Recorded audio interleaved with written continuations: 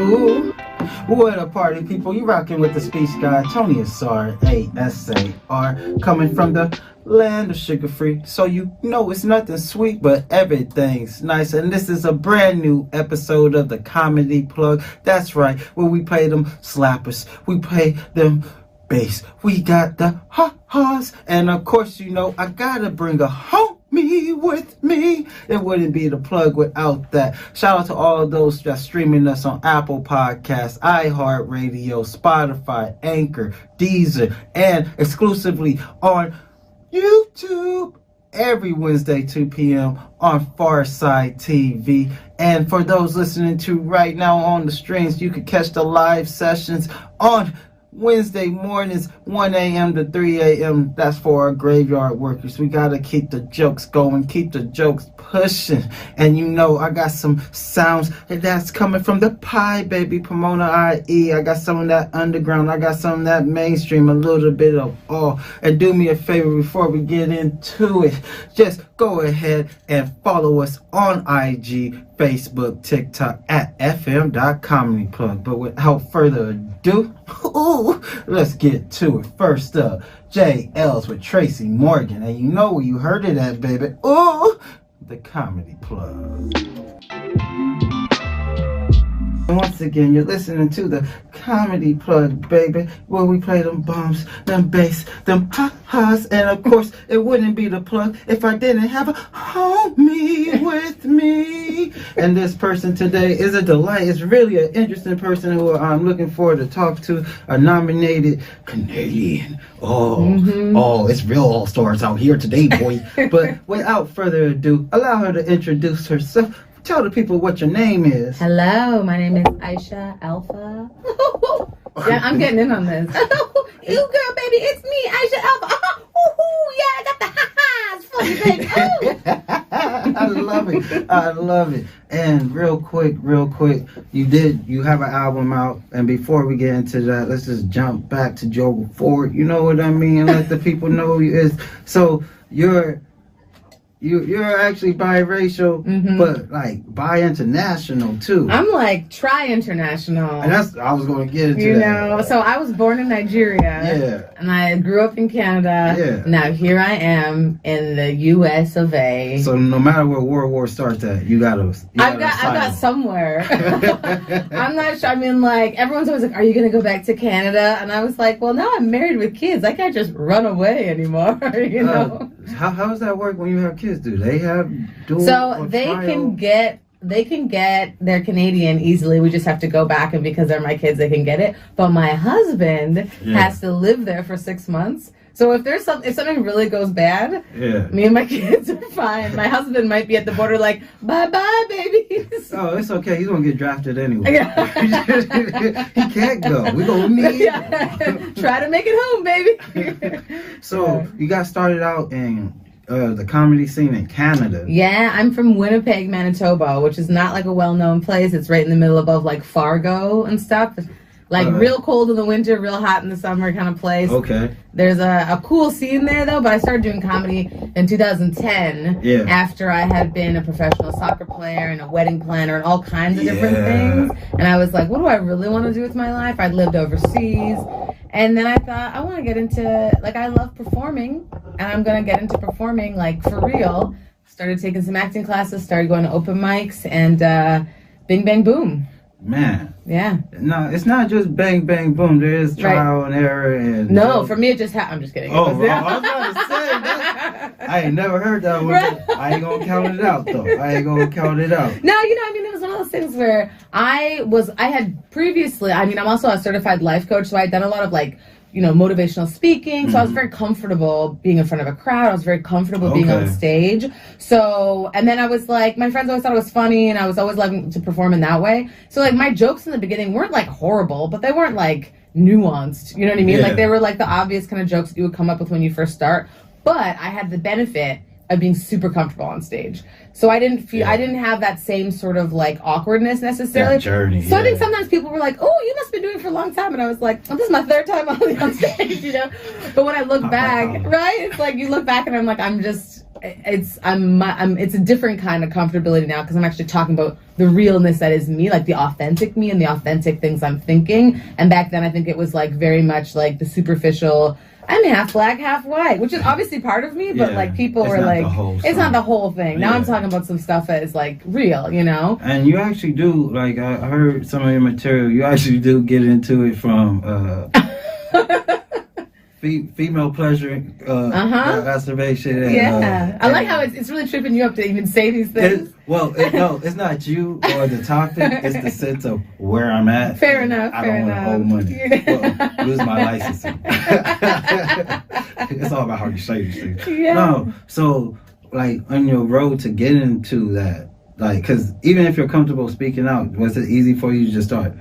All right, I'm gonna really cut into the nitty gritty. I didn't at first. I think I was very scared to show my true self when I first started doing stand-up, because at the time I think I hadn't really like dealt with, like as you get older you're kind of like, who am I, what matters, and less of the people-pleasing stuff. And because I sort of had lived this life where I was doing, like, my jobs were always like in the public eye, but like in service of the public, so I had to have a certain persona. I had to like keep it within this little box, and then I got to say whatever I wanted on stage, and I was still living inside that box until I went through a really bad breakup. And it was, isn't, and it's like, honestly, sometimes that's the worst thing, but it's the best thing, right? High key. Right? High key, low key. So I was like, I remember being so sad and just so devastated and so lost, and I was still doing stand-up, but like doing these jokes that really had nothing to do with what was going on in my life, and it felt so fake. And then one show, an open mic in this crappy little bar, and I was just like, I stopped my joke and I'm like, you know what? No, I'm just really sad. I literally took a bus here and I cried the whole way. And people kept looking at me and I had to be like, oh, my grandfather died. And all my grandfathers had been dead for a long time. So I had to create a new grandfather, new persona, and then kill him off to explain why I'm so sad. And then people were laughing and I was like, oh, I can like get to the heart of things and the deepness, and it's still relatable and funny. It doesn't have to be this like within this box, people pleasing kind of thing. Exactly. Dance, monkey, dance. Like I don't have to do that. And it's like, what a joy, right? Like then this is when this profession really is like a gift to be able to just like let loose. It is a gift and a talent, and I don't ever try to shade people away from anything, but it do have to be a certain type of natural type of funniness to go with it, you know what I mean? I think some people can like do that formulaic thing where they're literally, it's math, right? Like set up punch, and you can get away with that for how long though? For a little while. And there's certain people who that is authentically who they are, like what is his name? I just did a show with him, and he used to work for Conan. Anyway, I'm gonna think of his name, but he is the king of like almost like set up punch. He could do that for hours and hours, but it's just so who he is that it's authentic and it's great. But someone, if that's not their kind of funny, that's a lot of work, right? Like that's a lot of work for them to do that all the time. Whereas like for me, I'm not like that. I'm like a storyteller. I'm like a kind of like having a good time chatting with your friend kind of comedian. And then if someone tells me I need to do set up punch, I just couldn't do it because it's just not, like you said, like it's not who you are. You have to, like, your authenticness has to come out. But yeah, you gotta have thick skin, I think, a little bit. Unless you're one of the lucky ones who never gets criticized. It's not for the faint of heart. No. And it's instant criticism, right? Yeah. It's not like it's not even like reading. We also get that where you have to read the comments on your stuff. But it's like literally you say something, people are like, like they go home, see them. Come back later. That wasn't funny. Come back later. Okay, I'll be back in an hour's time. That part. So while you're doing stand-up and you're entering this new field, were you acting at the same time, or were you acting prior? I started acting at the same time. So, you know, obviously for acting, it's like you take some classes and then you do auditions. So I didn't get something the first day I kind of went to class. But where I grew up in Winnipeg, it's like there is a scene there for acting, but it's quite small. But the cool thing was at the time, there were very few like black female actors around my age. So you would. So I got to like, they're like, we need a nurse, but she's from Detroit. They're like, call Aisha, you know? So I got like a lot of stuff under my belt before I moved. I moved from Winnipeg to Toronto, which is a bigger scene in Canada, and then from Toronto to here. So I kind of did that step ladder thing where I was a bigger fish in a smaller, you know, lake in Winnipeg, and then I went to Toronto and kind of like moved up on that, and then came here. It's like playing for the college. Right. And real quick, so you were a soccer player, professional. Yeah. Before you even get into all that. Yeah. So what made you? I mean, you obviously are on a dope ride right now, but what made you shift from the athlete mentality? Because you was already a professional. That's different. Yeah. I mean, I played in university in Canada, and then I played professionally for 2 years for the W League, which doesn't exist anymore, but it was like a North American league, and it was great. Then I went overseas to Korea, and I played in a men's league, and it was great. Wow. But then I was like, oh, like I liked soccer, and I was very good at soccer, but like soccer wasn't my life. Like I didn't start playing soccer till I was 13. I was a gymnast before that, you know, so like...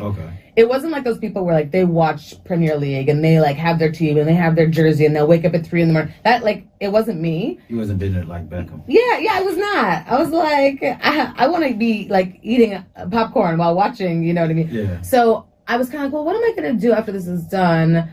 I studied sports psychology in school, so I was like, I could do sports psychology, I could coach, I could referee, I could do whatever. But I was like, just not interested in any of that stuff because I was like, if I'm not playing, then it's no fun. Yeah. So I was like, okay, what do I want to do? Okay. And I decided to stop playing. I had some injuries, and you know what I mean? I was like, I was on the way out. You know what I mean? I was still young, but I was on the way out. And then I was just like, what do I really, really want to do with my life? And I moved back. I traveled for a bit. I took a French course in France. I moved back to my parents' house. And then I sort of started from zero again and figured it out, tried different things. And it took me a little while to figure out what I wanted to do.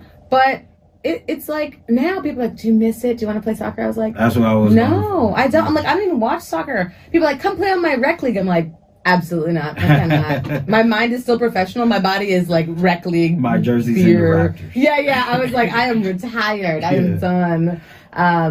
But to stop you from there, so would you say that any part of being an athlete helped contribute to your success in being a stand-up / actress? Totally. I think if you're playing team sports, especially at a high level, like you have to be good individually, right? Like, because you have to make the team, you have to work for your starting spot, you have to perform, but like you have to collaborate with other people, and you have to collaborate with your coach and like your whole like who owns the club and all this stuff. You have to kind of learn how to like play the game, like literally play the game, but also like play the game and like get along with people and figure out conflict and all that kind of stuff.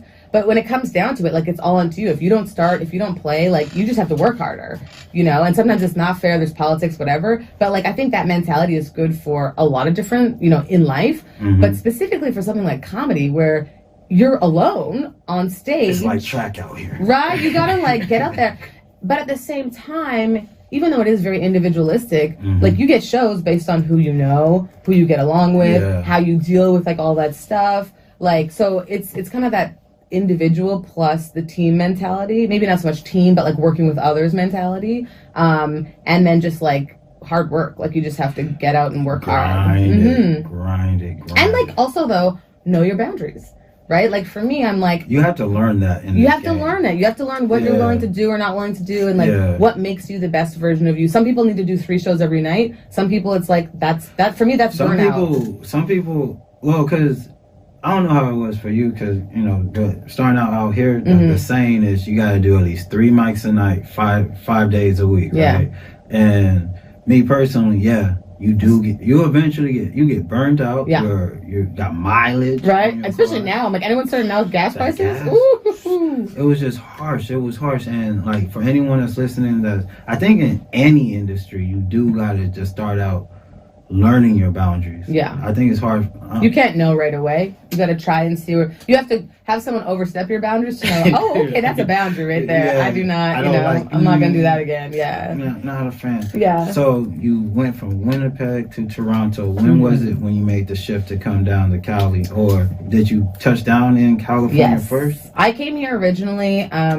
I was part of the NBC Diversity Stand-Up Finals. Hey, what year? So 2015. Nice. Yeah, so the first time I ever came to LA, I was like flown down by NBC and put up in a nice hotel, and then I got to perform at the Improv. Okay. So like everyone's like, where was the first place you did comedy here? I'm like, the Improv, you know. Flex on them. But that's not, I mean, that was because NBC had their showcase there, like that's all. But so I came down for that, and then I had a visa where I could work doing stand-up here. Okay. So I was going back and forth. I did a lot of college stuff in the States, but I was working in TV still in Canada. So I was kind of living the life of like hustling, having a great time, making a bunch of money, and getting to like travel a lot. Again, I was single and I had no kids at the time, right? So that's a real different life. That was before kids.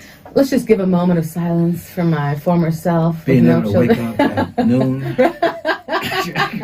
Being able to say yes to a show across the country on like drop on a dime and just go on a flight. I mean, I love my kids. I love my kids, and also they are a blessing, right? And also, I'm here, and I'm like, woo! I don't have a baby hanging on me, and I have someone pulling on my pants. It's great. So, all the things you've acted in so far, and of course, you got a long career to keep going. What has been one of your most memorable sets, or one of the works you're most proud of being on? I mean, there's a lot of stuff that I was really excited about. I was on Sorry for Your Loss, which was a show with Elizabeth Olsen, which was really like deep and cool. But I think like I was on Good Trouble, which is like, you know, the essence of it is like getting into good trouble and like shaking things up. But one of my favorite things was the astronomy project, where it was a black sketch. You was on Astronomy Club? Yeah, Astronomy Club. I gotta go back and rewatch that. I was in the pilot in one of the. I was loving that.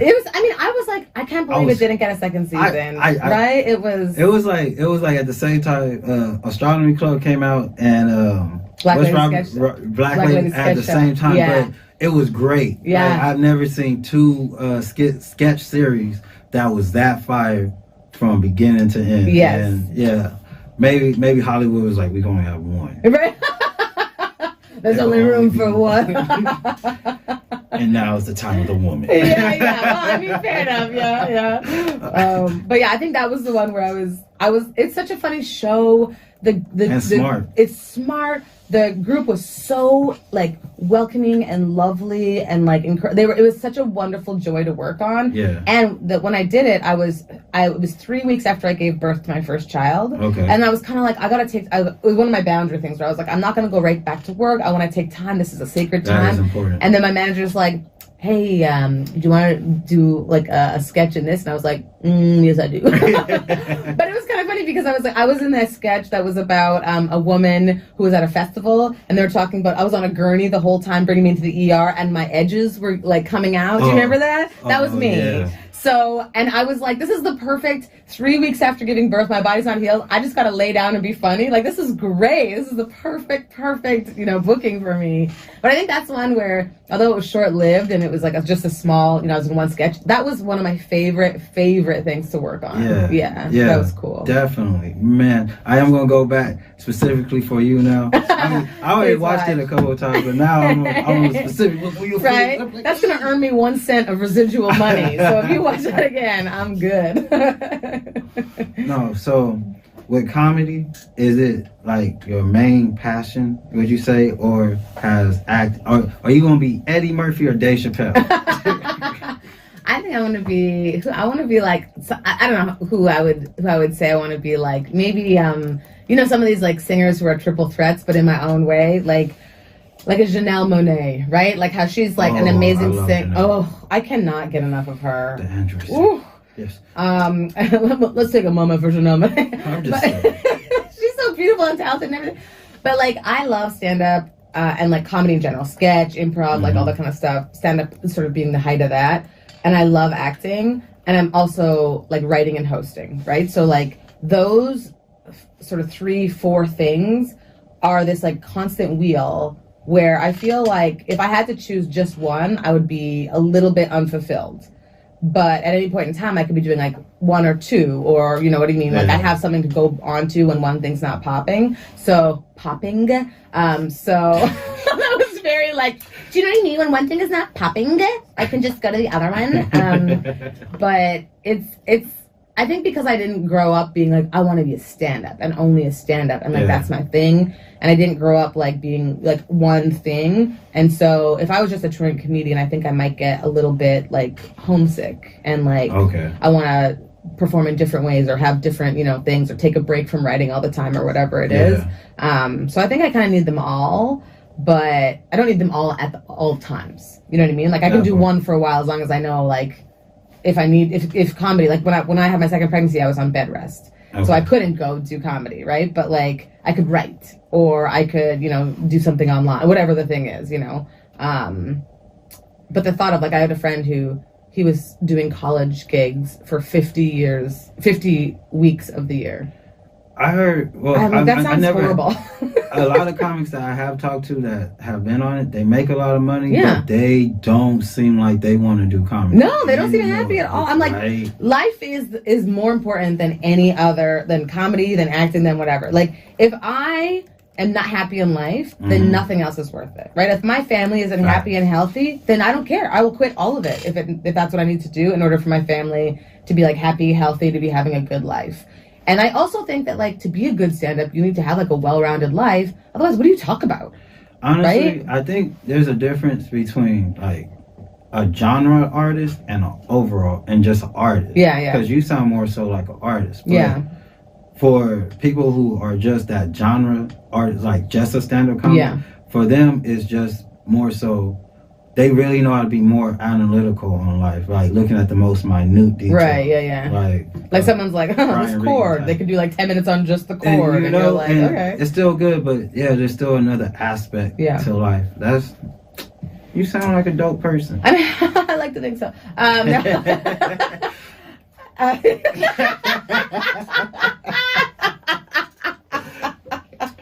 Amazing. We're going to keep it rocking, baby. We're going to keep it rolling. We actually going to play some cuts from all the parts where you can get all on the streams, and specifically where? I mean, it's everywhere. There's actually video. If you go to All Things Comedy's YouTube channel, my whole like special is there. But you can get it on Apple Music. You can get it on Pandora, all those places. Oh, and here we go. Oh, come on now, baby. Who else treats you right then? It's the speech guy, Tony Asar, Asar. You're listening to the Comedy Plug, where we play the bass, the slappers, the ha-has, and of course, I gotta have a homie with me. And we're gonna pop right back. Hey, I never met a life coach before. Oh, and you're a certified life coach, I right? am, yeah. First, before I get into my questions, how does one become a certified life coach? Where you go to school for that? There are so many places. I did like an online thing. I mean, honestly, you can call yourself a life coach having done nothing. You can just say, I'm a life coach. And then, boom, bing, bang, boom, you make a website, you're good. I understand the words individual. When you put them together, what does it mean? What is that? What does that entail? So I studied, it's now called, I think, like International Life Coach or Coaching Association, but it used to be called Wainwright and Fowler. When I was in university, I studied sports psychology, and I had one teacher who basically was like a life coach, and then he sort of did also some sports stuff, and he was always like, you would be a great life coach, you should really like think about it.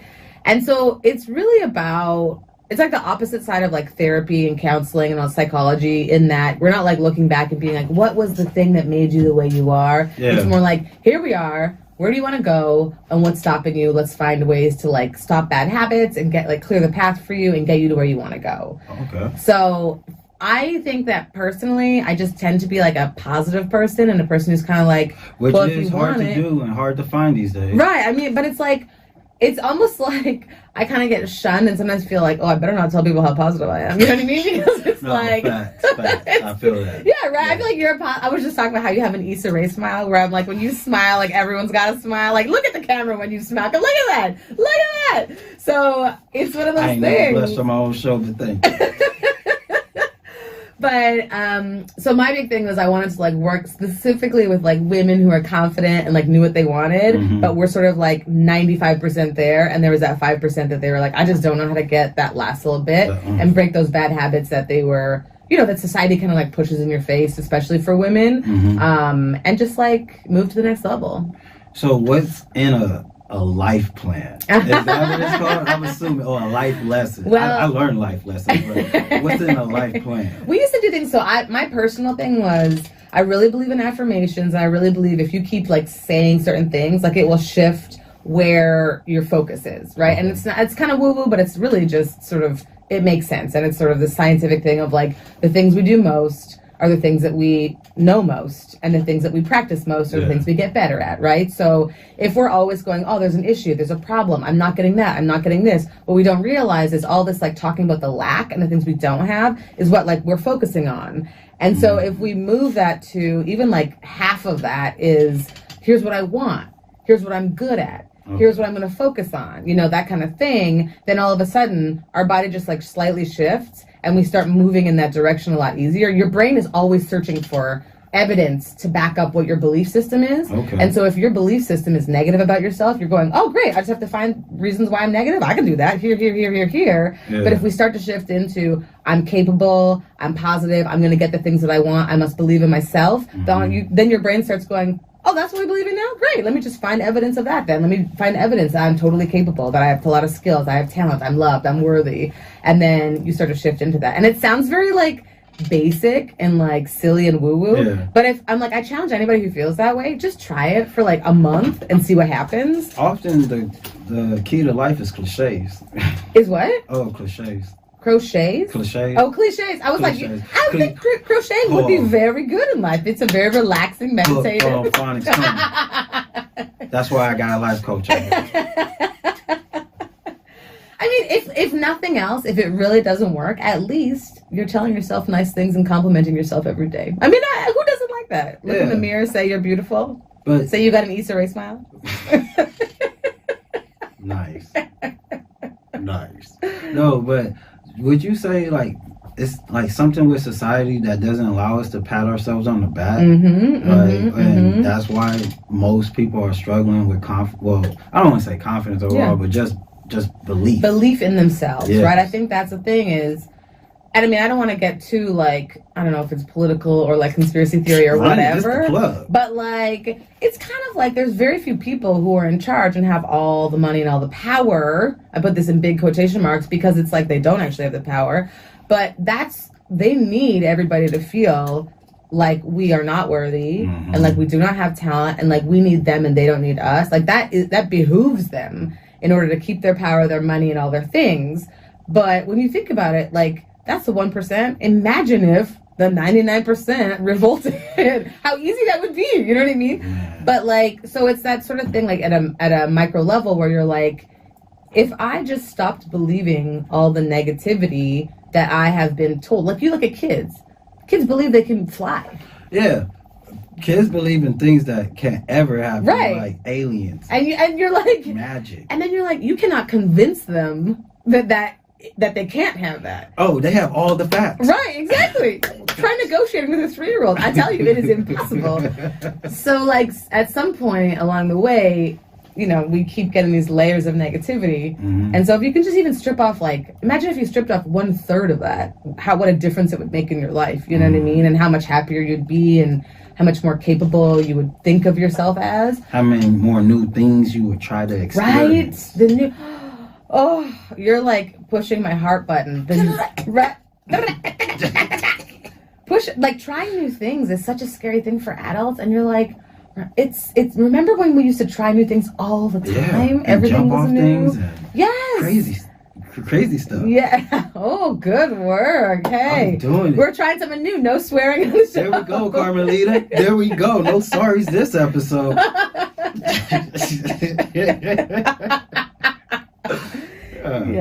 Yeah. I mean, I'm very passionate about. I'm actually doing some writing right now for an app called Preset that, like, their whole thing. It's just about, like, these kind of thoughts and ideas, affirmations, but, like, hyping people about them. You know what I mean? It's like 1.5 minutes of just, like, what are we gonna do today, and, like, how are we gonna, but, like, based in really kind of, like, scientific things or, like, case studies about people who've done those things, celebrities who've made it against all odds or whatever. And I found, even just writing for it and researching and all the stuff that I've learned from my life coaching stuff, I walk away from it and I'm like, ooh, mama gonna take over the world now. Like, I'm so excited about things again just from, like, writing about it. It's beautiful. It's a beautiful thing. During your span of being a life coach, was it ever a client that was like, oh man, I'm gonna have to move on from this? Yeah. It's not taken. I mean, I used to vet who I would work with I was very particular. In the beginning, I was like, everybody, you know, and then you kind of learn with the boundaries that we talked about. Yeah. And then I learned, like, who I really wanted to work with, people who really were on board with, like, making changes. Because yes, it's hard to make changes. It's easy to say you want to make changes. Mm-hmm. So there were a couple clients where, like, it was like, so do you want to change anything? And it was like, and then they talk around I keep taking your money. Yeah, I was like, I'm happy to sit with you for, like, an hour and get paid, but, like, I'm actually not happy, right? I'm like, I'm invested in you doing well. And then we kind of cut it short because I was like, I don't think this is working. Yeah. And they were like, you don't think I'm worth it? I'm like, I think you're worth a lot more, but, like, I need you to be on board. Otherwise, like, I don't want to come here and feel sad, you know, for, like, you not wanting to, like, get to your potential. That's amazing. And you obviously grow this, like, close connection with your clients, right? How do you decompress from that, whether it's a good day or a bad day, but just be like, all right, back to me? Yeah, that's one of the things that I found. I started doing a lot more motivational speaking and stuff with groups because one-on-one was so draining. And also it's like you only have so many hours in a day. So, like, if you want to try and make money and, like, scale up your business, you just have to sleep less. You know what I mean? Like, you can only see so many clients or, like, raise your prices. And so I started doing more things like motivational speaking, speaking for organizations, group coaching, women's groups, like, things like that. Because for me, it gave me energy. It was more like doing stand-up. You know what I mean? I was like a bunch of people looking at me, facing me. I'm like, oh, mama, this is my jam. And then you have this potential to earn a lot more. So it was great. And then I would just take on really specific clients at a premium price. And what's a premium price? I might need a life coach. I mean, I'm about 10% more. It was kind of amazing. Like, it's just like comedy, right? Like, we do it for free, and then you do it for, like, $2,000, and you're like, it's all the same comedy and the same jokes. How bad do you want this? Right? Yeah. But, like, I when I started coaching, I think I was like $100 an hour, and then by the end, when I would do, like, motivational speaking, I would be getting paid, like, multiple thousands of dollars to do, like, whatever. And then I would be talking to some of my friends who were doing the same thing, and they're like, oh, I just had to I couldn't do this gig for $14,000 because it just wasn't enough. And I was like, okay, you want to give them my number? You know, but, like, it's really like the world is your oyster when you set your own prices, and it's like art. Someone values it, and then they take it or they don't, right? Picasso. Yeah, I was more like a Picasso, like, print. That was sort of my pricing.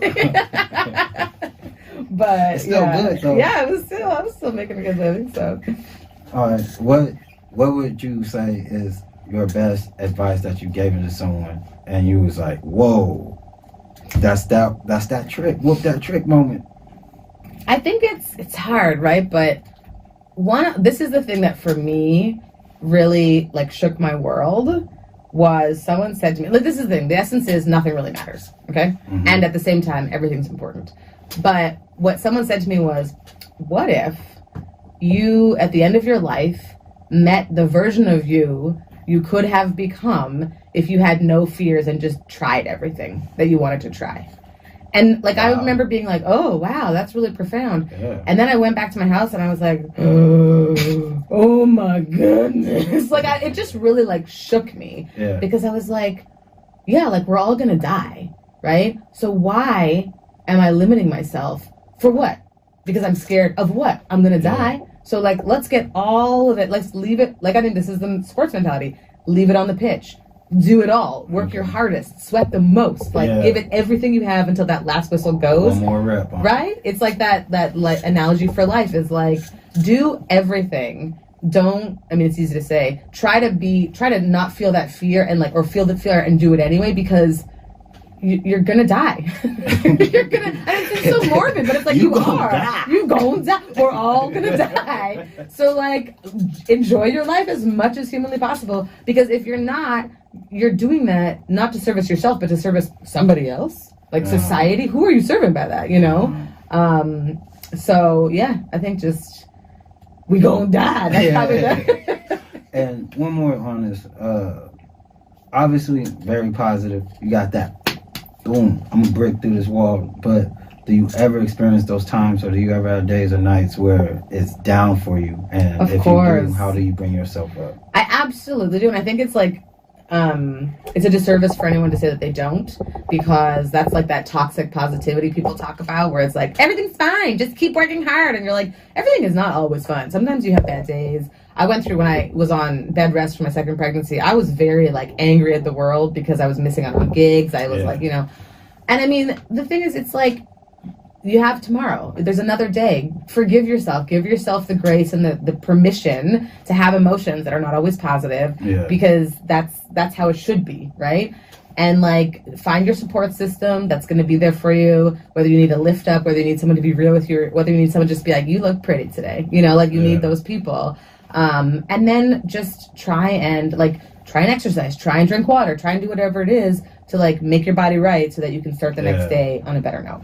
Honestly, exercise is wild. Like, sometimes I'll have my little moments, but a good little run, hit the weights a little bit. You be like, oh, I am that being man. Right. That is. Well, like, even like sometimes I'm having a bad day and I just drink water. I'm like, oh, I wasn't having a bad day. I was dehydrated. Like, do you know how many of us are dehydrated out here thinking we're depressed? I mean, I'm sure depression is a real thing and everyone, like, a lot of people have it. But, like, also, drink your water, people. I'm looking in the camera. Drink your water, okay? Because... Comedy Plug approves this message.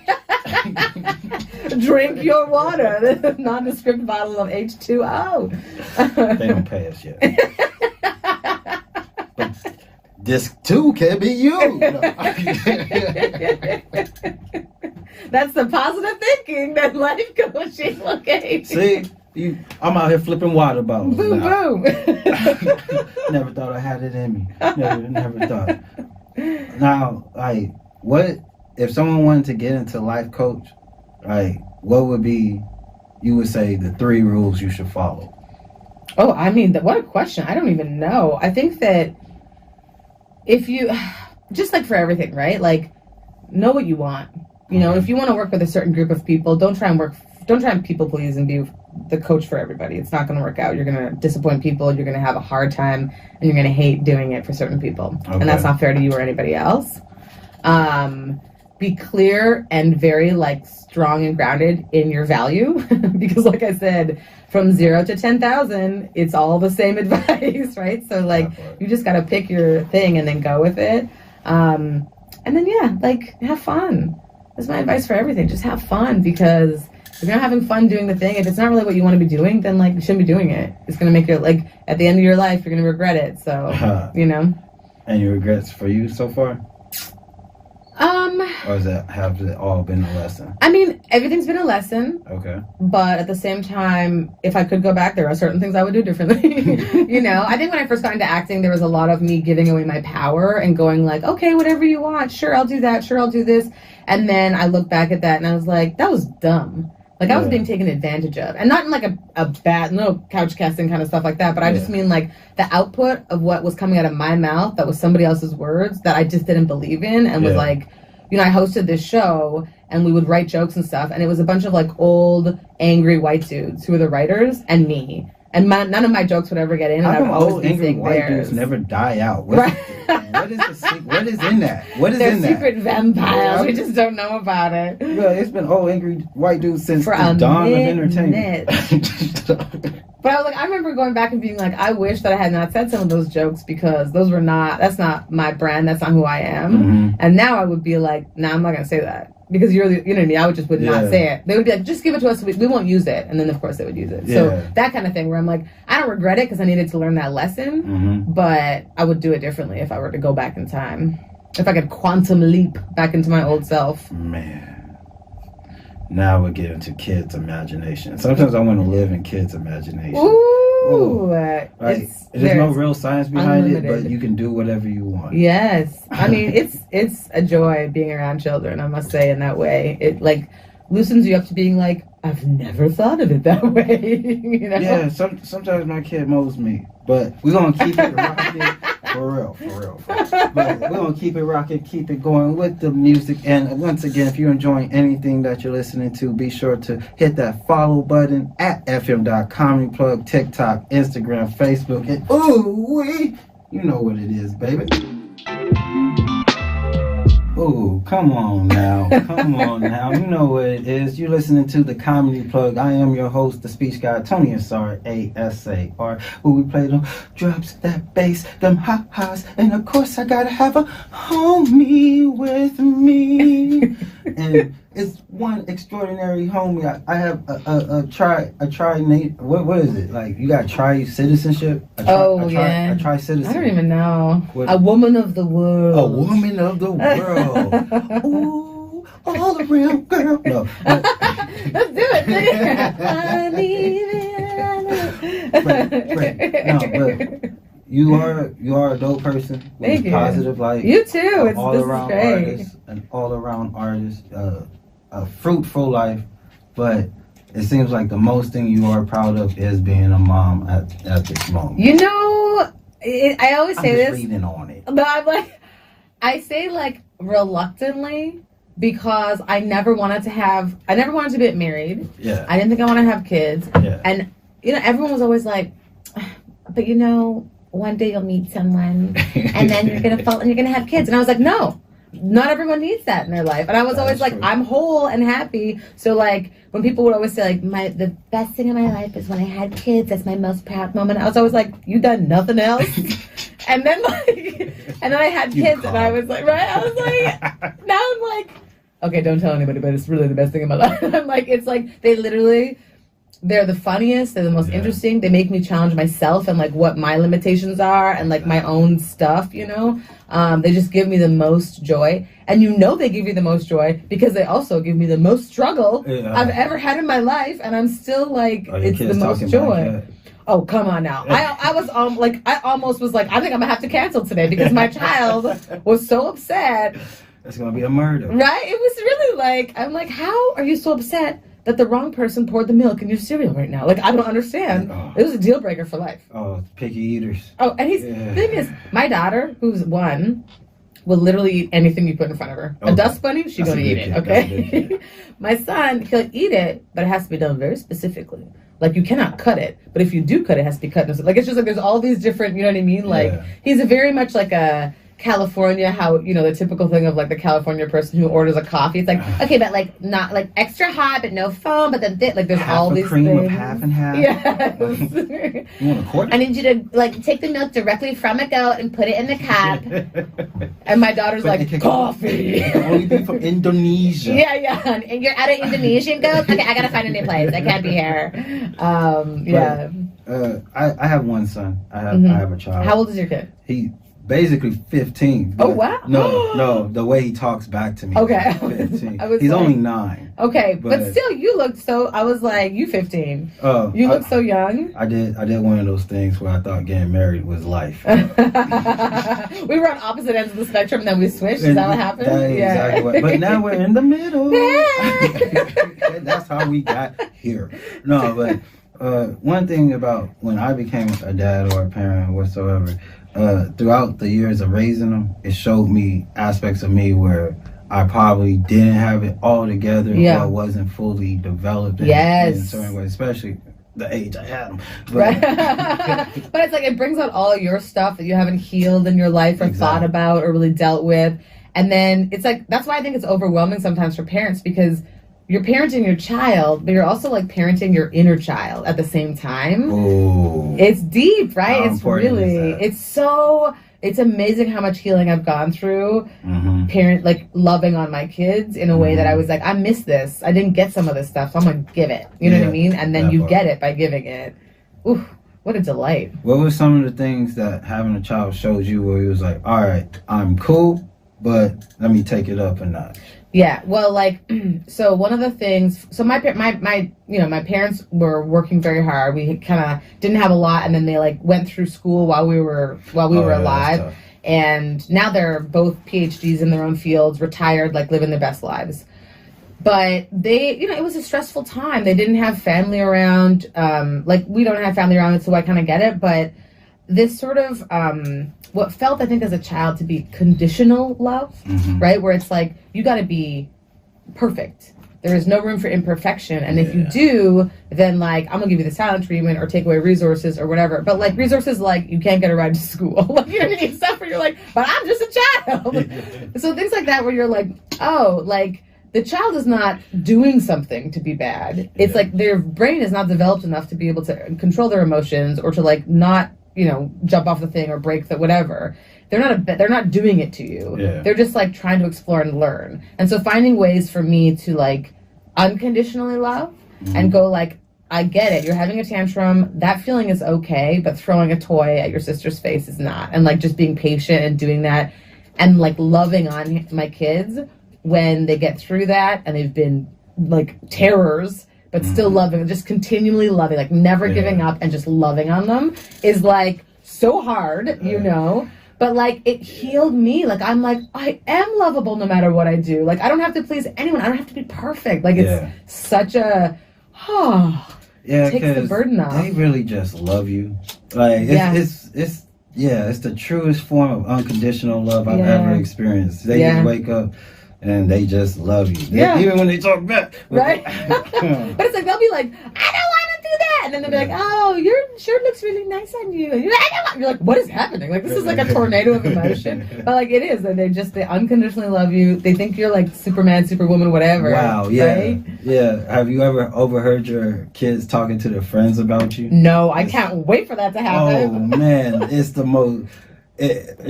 It's the best life coach moment I had. I was like, I am that. Yes,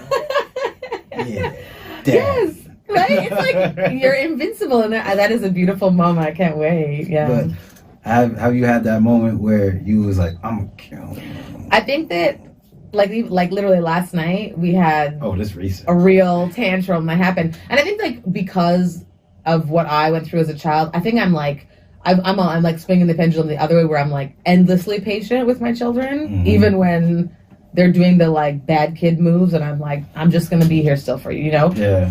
But I was at my wit's end, and I try to never make like whatever's going on about me, because I'm like, it isn't, right? Yeah. But my one kid like was having a really, really hard time, and he was having a tantrum, and it was not ending, and it wouldn't. And like I was like, I need to get you guys to sleep, because I had 2 shows last night I had to get to. Okay. So I was like, there is an out period. Like I'm gonna have to leave at some point. You know what I mean? Like I can't just. And my son was like just inconsolable, and I almost started crying, and I was like, it's just making me sad. And then he went, oh. And like looked at me like, I broke her. You know what I mean? He put himself in timeout. Right? He was like, all right, Bob, take 2. Like for he was like, I'm sorry, mommy. And then I felt bad because I was like, oh my God, no, it's not. Like, I was like, but it was really like this moment where I was just like, I don't know what else to do here because like I'm gonna have to leave. So, and he calmed himself down and self-regulated and like we got through it. Beautiful. But it was very much, I'm like, I might just start crying and this kid's just gonna be sitting here with a crying mom and being like, I'm gonna put myself to sleep, I guess now. For me, my moment was, I think a lot of parents have experienced this once they get the consoles, the gaming consoles. Oh, okay, yeah. Where I messed up and left my actual debit card on there. Uh-oh. And he ran up about $600. Like, and no, just the kicker, rent was about to be due. Oh, no. And you're like, oh, no. And like, that was a moment where I tried not to go off on my kid. Yeah. You know, but that was one moment before I walked out, I just looked at him. That's all it takes. So I was just like, you didn't look exactly like me. You're like, I'm about to punish myself by punishing you. It was like, ooh, man, I love you. Yeah.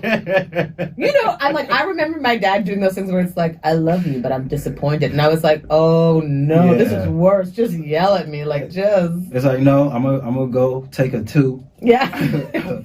But you're gonna clean all this up. Right, and right. There's extra chores. Yeah. There's extra. But all right, so at Comedy Plug, I'm not a silly dude, but I'm not super serious, and I like to play games, but not with women's hearts.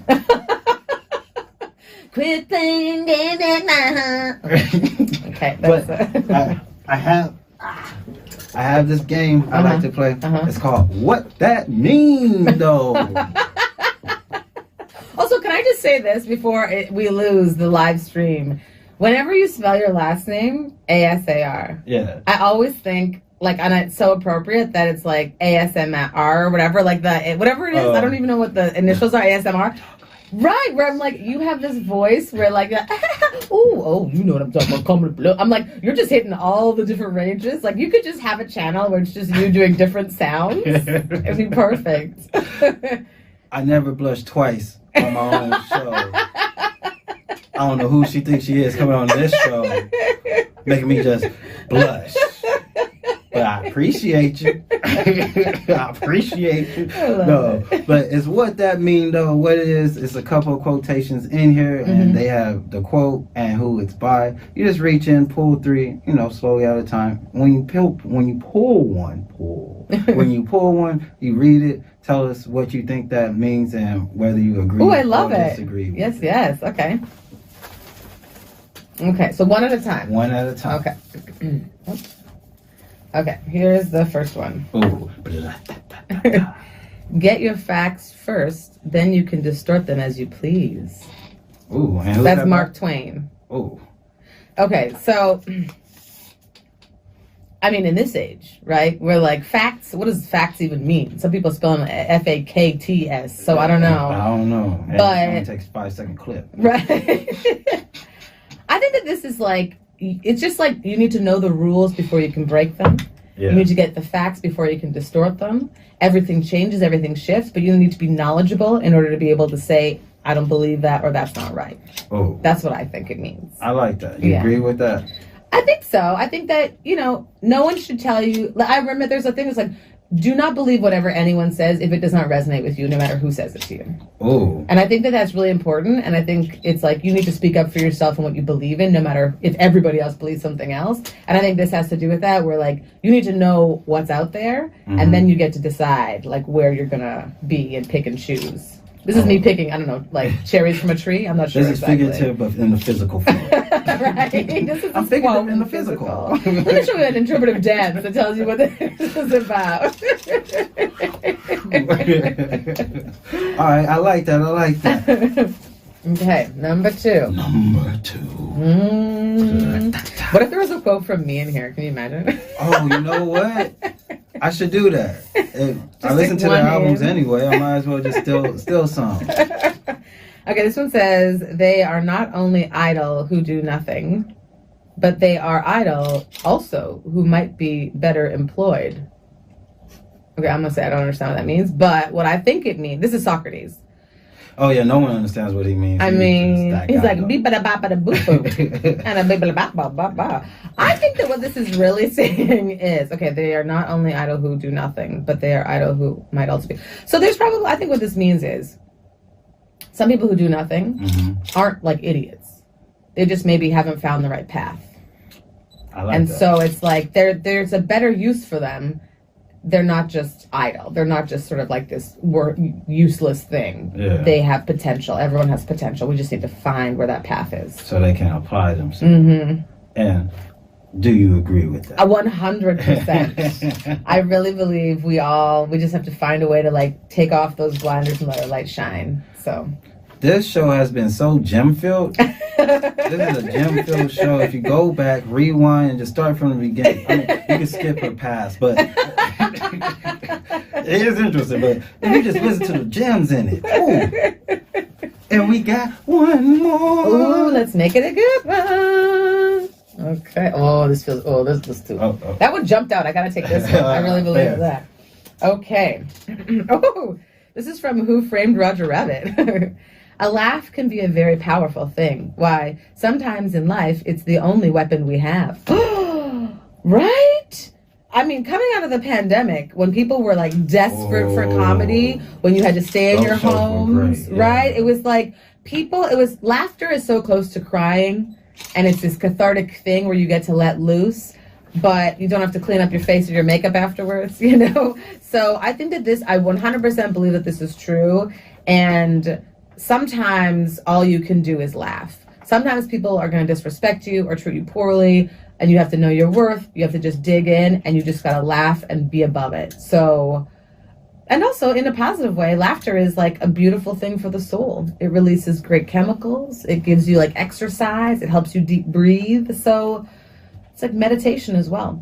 So I'm on board. Who Framed Roger Rabbit? Oh, I'm on board. Oh, I love that interpretation. I'm a host, a producer. There's a lot. You're doing it all. You're also like making ice cream cones on the corner and giving them out. Oh man, I got a kid out there. Man. I can't wait. I'm just He's like, hello, I've been waiting for my twist cone. He's been so patient. Extra Fortnite coins for me. But real quick, shout out where people could find you at, where they could find your comedy album, and any shows you got coming up. So everything that you can find me on is my name. So Aisha Alfa, Aisha Alfa, and that's Instagram, that is Twitter, that is my website, that is literally everything. I post all my shows on there.